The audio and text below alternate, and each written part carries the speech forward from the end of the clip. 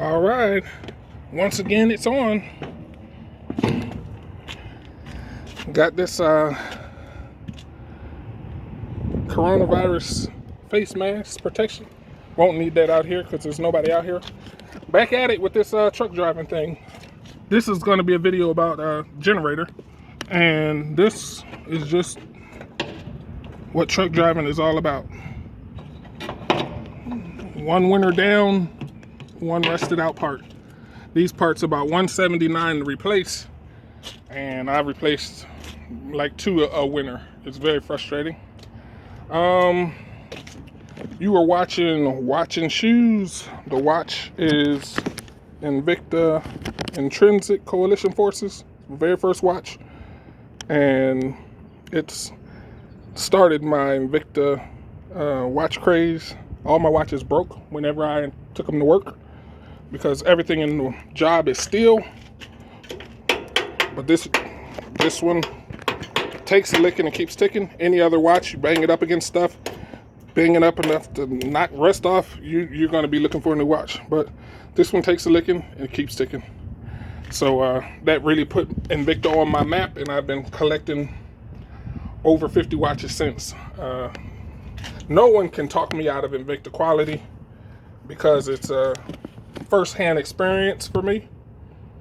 These are shoes you've seen before by Red Wing. I made a video about these as well as a video about the watch. Just scroll down in my videos tab and you'll be able to see these shoes. I had one complaint when I was making that video, and that was the fact that these hurt like heck.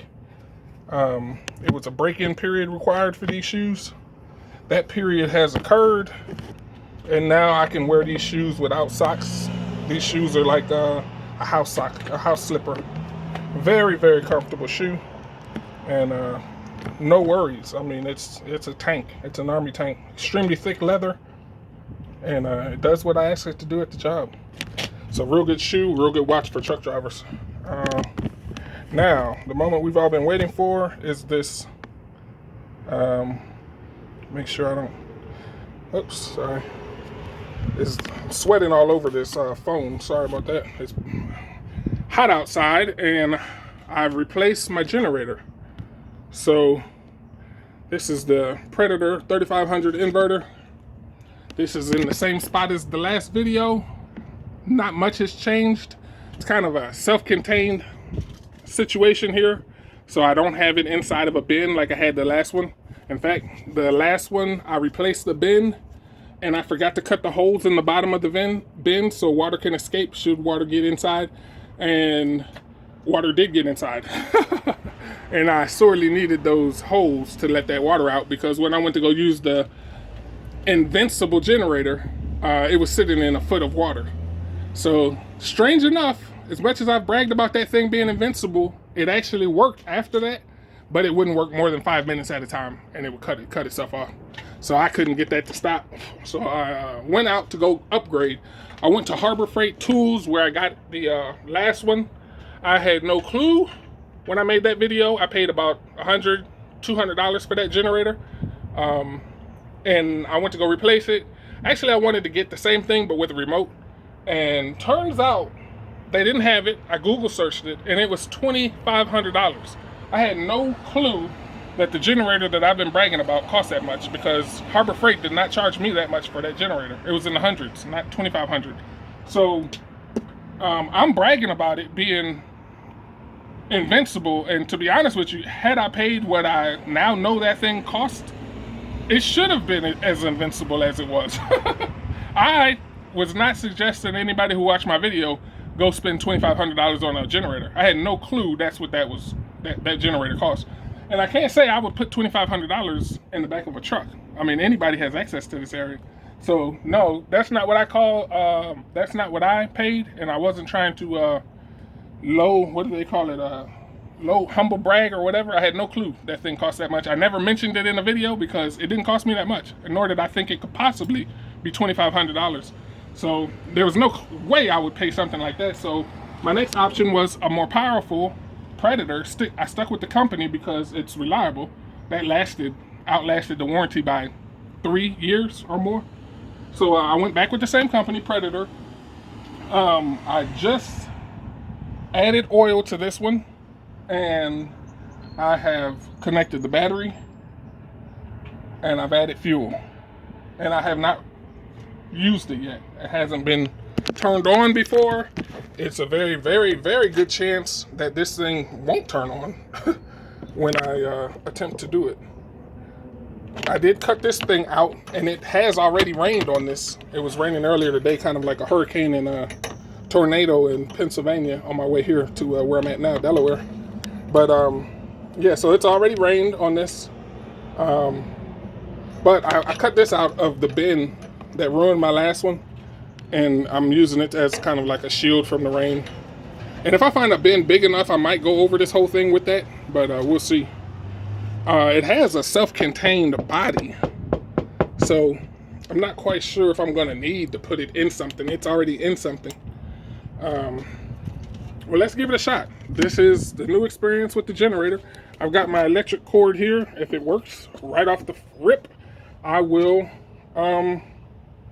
I'll plug it up and go to work. Do what I've been doing in my previous videos, which you've already seen. Since this is the first time I'm ever using it, I'm not going to actually use this, but I'm going to pull it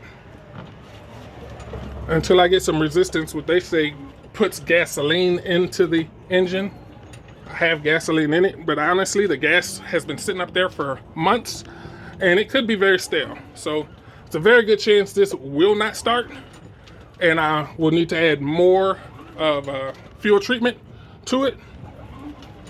But one cool aspect of this, it was in fact an upgrade, because now I have a push button start, which means I can just come out here and press this button to get it to start as opposed to crank it.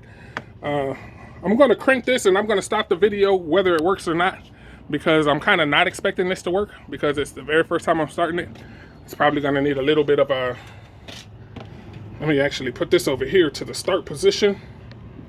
Let's see if you can see that. Oh, I can actually show you inside there.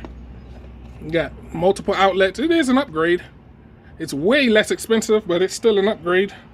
I have a push button start, which is pretty cool. And this thing is supposed to...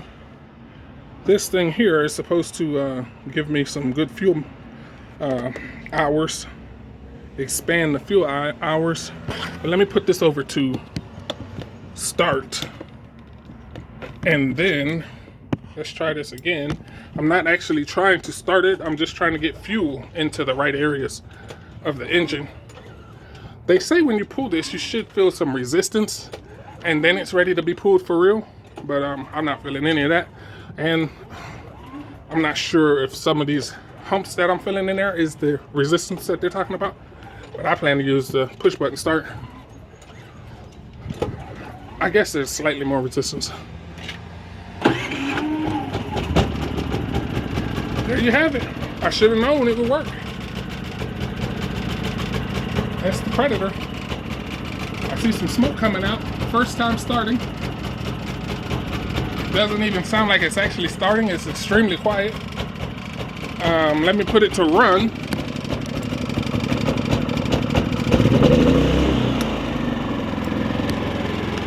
So that's very first time starting up. You guys saw it here first. And it is very quiet. And that's right up against my sleeper, and I'm pretty sure I'm gonna be able to go to sleep like a baby. That's extremely quiet. That's bizarrely quiet. That's very strange. Okay, so now they say I can press this thing and actually save myself some fuel money. Oh, they have an output reader there. You can see 124. So I gotta connect my electric wire there, and I'll be connecting my fan, and I'll be in business. Thanks for checking out another video from your boy. This has been another episode of Watching Shoes, but we're watching how I'm living in a semi-truck. Thanks for the likes. Thanks for the subscriptions. See you all on the next video.